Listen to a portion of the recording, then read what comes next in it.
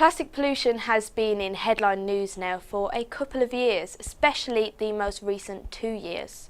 Recently, the government has implemented the ban of plastic straws, drink stirrers and cotton buds as of April 2020. McDonald's have successfully implemented this quite early on with a change from plastic straws to now paper straws, but this has caused quite a stir in the media.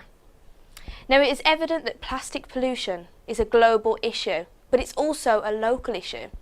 We're seeing children in seas surrounded with plastic. We're also seeing animals being killed by the suffocation of plastic. And now we've also discovered that there is plastic within the foods that we are eating. Microplastic particles are now in the air that we breathe, affecting both ourselves and our future generations to come. With me today, I have a very special guest. He is a Deputy Lieutenant of the Queen. He has been awarded an OBE for his services. He is a doctor saving lives daily. But most recently, he has embarked upon a new challenge within his life, and that is to make Walsall plastic free. He is achieving this through the creation of the project called WASUP. Professor Gatrad is going to tell us a little bit more about this today. Welcome, Professor Gatrad. Thank you for joining me. Thank you for inviting me. Now, I want to know a little bit about your project. So, tell me how you came to the idea of creating this amazing project. I think this really was a quirk of nature. It wasn't in my zone at all. About 2 years ago, when I was in Africa doing some charity work, which I do all around the world, I was looking at this African girl who was thought to be blind, and when I looked at her, she actually had cataracts, and I had a clinic going at the same time. So I thought, well, best thing is to get her quickly to the clinic and get these cataracts sorted out, and she should be able to see. And indeed, this is exactly what's happened.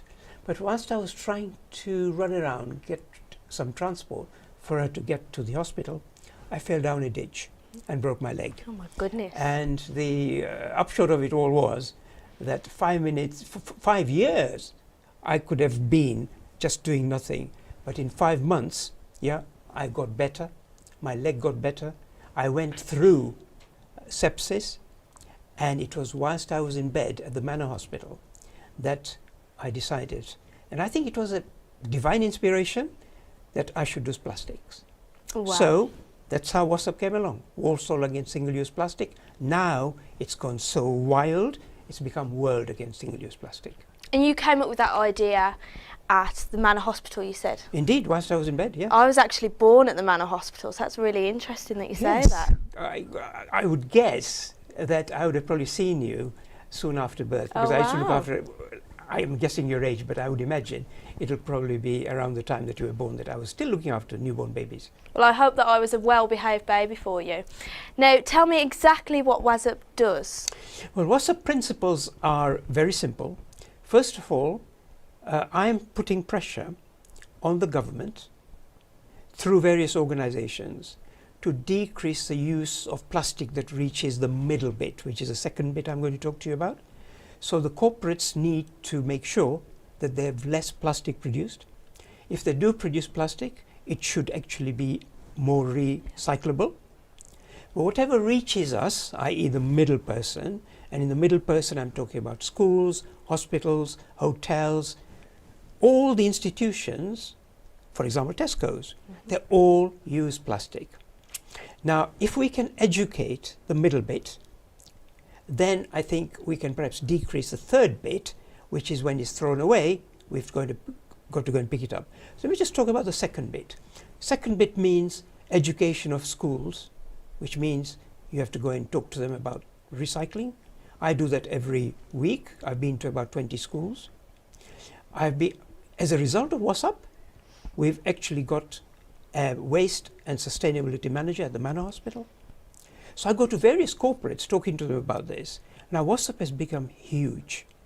So, Professor Gatrad, what is the third bit? Third bit is whatever has been senselessly thrown away and not recycled reaches the canals and reaches the streets. Isabel, you very kindly joined us as well on one of our canal escapade. Yeah. So tell me what you've thought of it. So we went on a canal clean just 2 days ago, and we're going to go on another one tomorrow and see what we can find.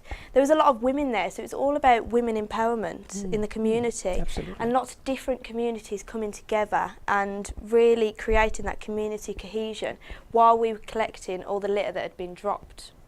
Absolutely, and as I hope it was fun for all of us, wasn't it? Really? Yeah, really fun. Yeah, I was very surprised by what I saw, and it was really fun to be able to go and do something we like actually that.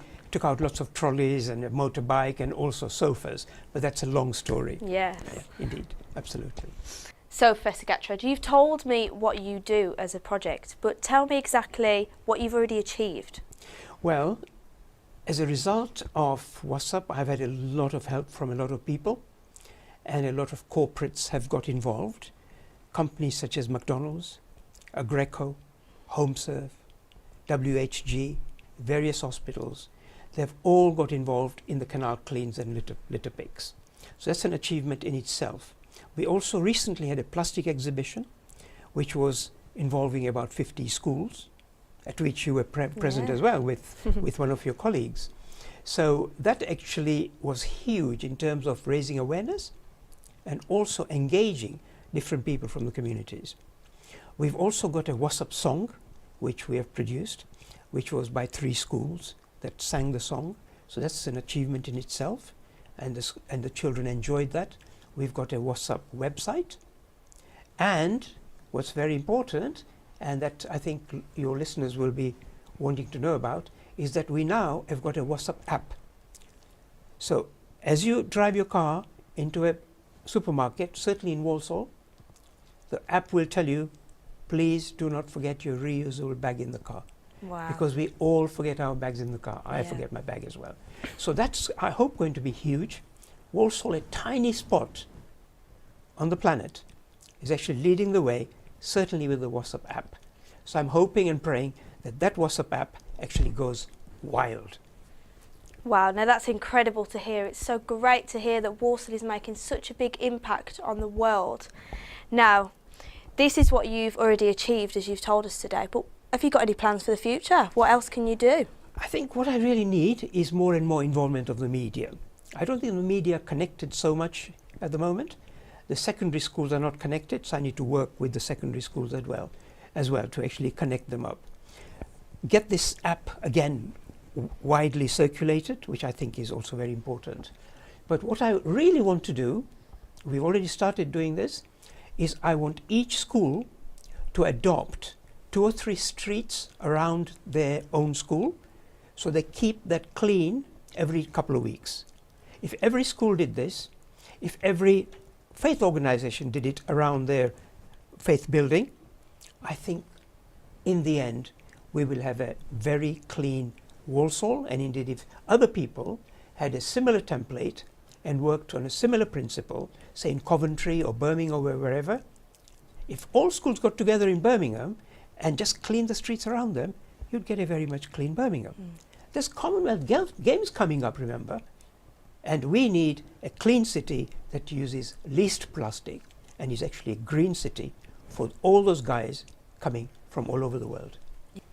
So we really need people to be coming and visiting Birmingham, especially Walsall as well. To come to a clean area, that's the first thing you notice, isn't it? Perfect. I think one of the ways perhaps to connect people would be to tell them that there is a WASUP sign. Yeah. So all the children and everybody that actually joins the Commonwealth Games should have the WASUP sign. World Against Single-Use Plastic. That's what we want. Yeah.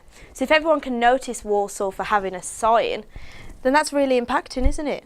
I hope so. Wow. It's certainly all the schools in Walsall know about it. So whenever I go to schools, they say, here's the WASUP man. Here's the WASUP man. Well, we've got the WASUP man with us today. Now, what is your final message for everyone? I think my final message is, if other places have the same sort of template as we do, I think you can actually cross continents. You just involve the schools, you educate the children who are going to be the adults of future, obviously.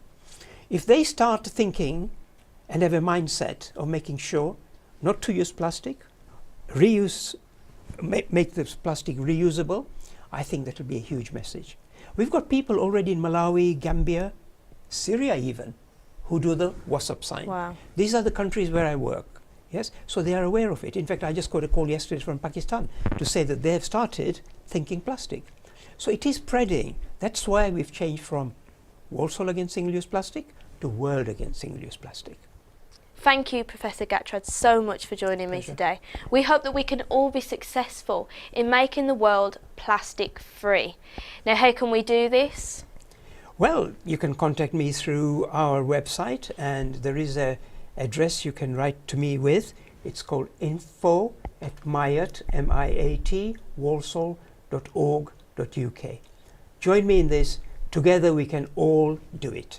Thank you so much. Pleasure. My name is Isabel Lyons. I'm the Midlands Publicity Queen, and thank you for listening to me today. What's up?